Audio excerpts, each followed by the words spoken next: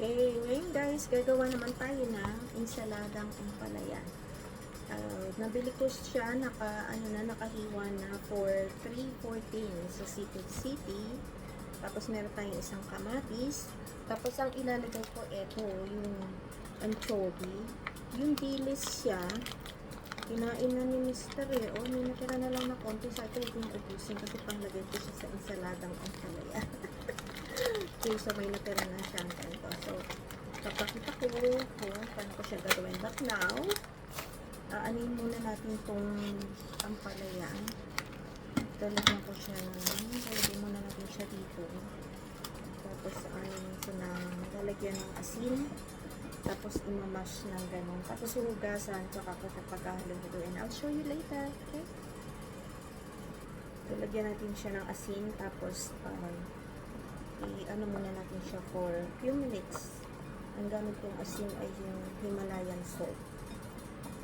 Okay, there you go. So guys, gawin na natin yung ensalada natin ang palaya. So, inano ko na siya sa asin. Nilamas-lamas ko na siya. I squish it a little bit and then I'll wash it with the water.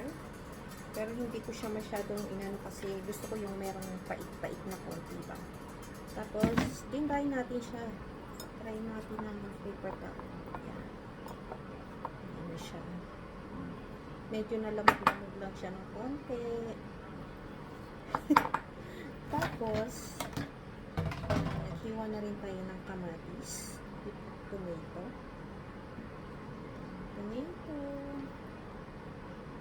Yan ang ating ensaladang ampalaya.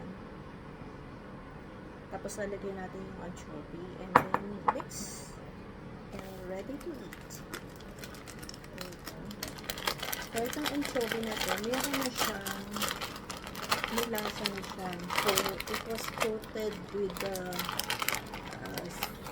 little bit sweet and salt.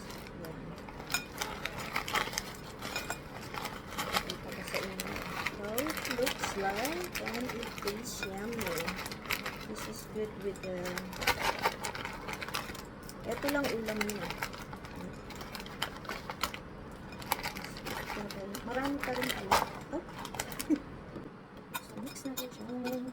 Mix it good. Yeah. There you go. Ready to eat. So you eat it with rice or fish, fried fish, or yung luto natin na pwede rin, or you can eat it with adobo. That's right. Look. Good. Huwag yung itsura niya guys. Kain tayo.